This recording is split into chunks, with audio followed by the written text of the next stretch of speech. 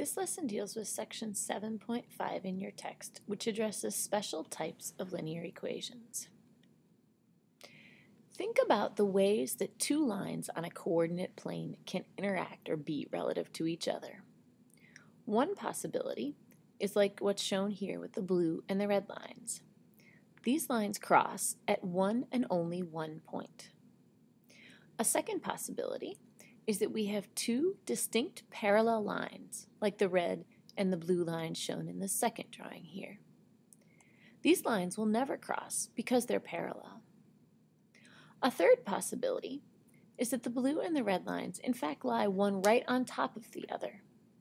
The lines overlap each other.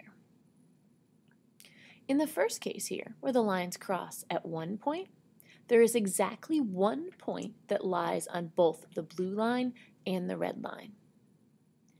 In the second case, there are no points that lie on both the blue and the red lines. And in the third case, every point that is on the blue line is also on the red line because the blue and the red line lie on top of each other. Let's look at what this means for solutions of systems of linear equations. First, we'll look at the case where we have two lines that intersect at exactly one point. For the lines to cross at one point, they must not be parallel lines. And we know that lines that are not parallel have different slopes.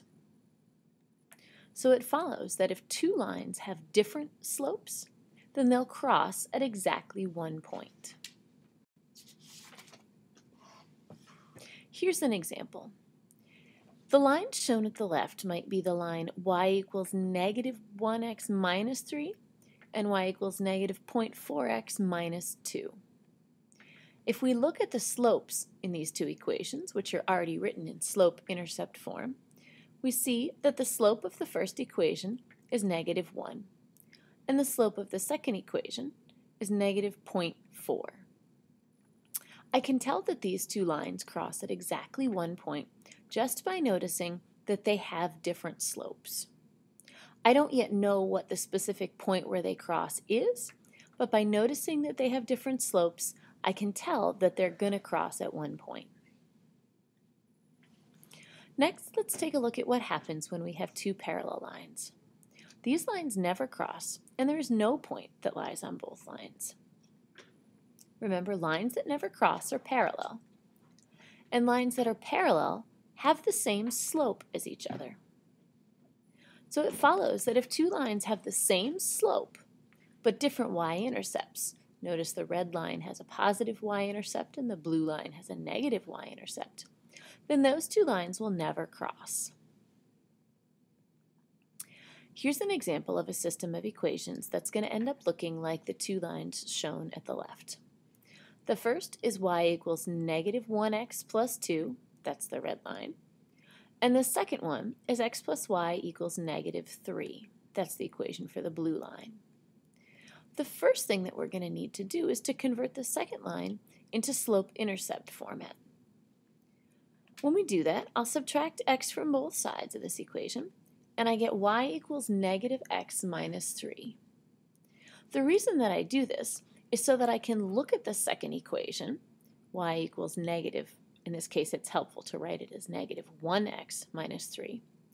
I can look at that equation and I can quickly identify the slope within the equation.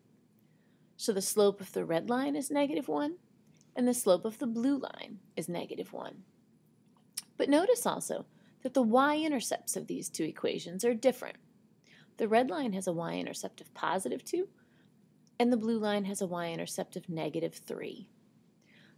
By noticing that these lines have the same slope but different y-intercepts, I can tell that they are two separate parallel lines that never cross. So there is no solution to this system of linear equations. There is no point that lies on both lines. There is no one point that's going to be a solution to both equations. Last, let's look at what happens when we have the red and the blue line overlapping each other. Notice that every point on the red line is also a point on the blue line. Lines that lie right on top of each other cross at infinitely many points. Lines that have the same slope and y-intercept are in fact the same line. They are two lines that lie right on top of each other. It's really just maybe different ways of writing the equation of the same line. So it follows that if two lines have the same slope and the same y-intercept as each other, that every point on one line is also a point on the other line. Let's look at an example of this. Here's a system of linear equations. X plus y equals 2, and 3y equals negative 3x plus 6. Now these look like they're two separate equations, but what we're going to find out is that in fact these two simplify to being the same equation, that these two equations will give us the same line. It's helpful in this case to rewrite both equations in slope-intercept form so that we can identify the slope and the y-intercept and compare them to each other. So the first equation is going to be y equals negative 1x plus 2. And the second equation will simplify, if we divide everything on both sides by 3, to y equals negative 1x plus 2.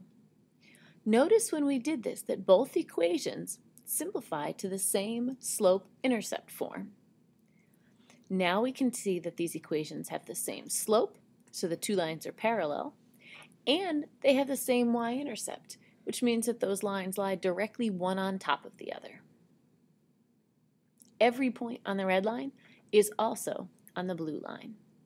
There are infinitely many solutions to this system of linear equations, because in fact what we have is two different ways of representing the same line. If you don't already have it in your notes, here's a summary table that helps you see how many solutions a system of linear equations will have when you know information about the slopes and the y-intercepts. You should get this into your notes if it's not there already. So problems in your homework and on a test might say something like this. Without solving the linear system, tell whether the system will have one solution, no solution, or infinitely many solutions. Here's a first example problem. We have two equations, 5x plus y equals negative 2, and negative 10x minus 2y equals 4. If I write both of these equations in slope-intercept form, I can compare them to each other, and I notice that they have the same slope and the same y-intercept. So I know that there are infinitely many solutions to this system of linear equations. Another example might look like this. I give you the equation 6x plus 2y equals 3, and a second equation, 6x plus 2y equals negative 5. Suppose I don't immediately recognize that there's no way the quantity 6x plus 2y can at once be 3 and at the same time be negative 5. If I don't recognize that, let's say that I continue on and try and solve this system of equations using whatever method works. I might be tempted to subtract one equation from the other because I have a matched pair of variables here. I could also rearrange both of them into slope-intercept form. When I get them into slope-intercept form, I'll notice that their slopes are both negative 3. That indicates that these two lines are parallel, but they have different y-intercepts. These are two separate parallel lines that don't intersect anywhere. So I can tell that this system has no solution.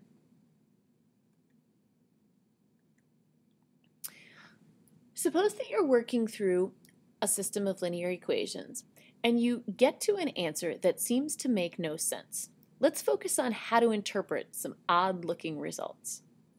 Here's a system of linear equations. 3x plus 2y equals 10, and 3x plus 2y equals 2. Suppose I try and solve this by subtracting the second equation from the first. When I do that, 3x minus 3x, well, the x variables drop away, and 2y minus 2y, the y variables drop away, and 10 minus 2 equals 8. So my system of linear equations reduces to a false statement. 0 equals 8. This tells us that the variables were eliminated. X and y didn't matter. No matter what x and y are, this system of equations is still going to simplify to 0 equals 8. There is no combination of x's and y's that make the number 0 be equal to the number 8. This means that there is no solution to this system of linear equations. That tells us that these two equations represent parallel lines with different y-intercepts. You may also work through a problem like this where your system reduces to a true statement, something like 8 equals 8. That's always true, no matter what x and y are. And that implies that the two lines you're working with are in fact overlapping lines, and one is right on top of the other. This is the end of the section 7.5 lesson. Please note any questions you're having for us to talk through in class together next time.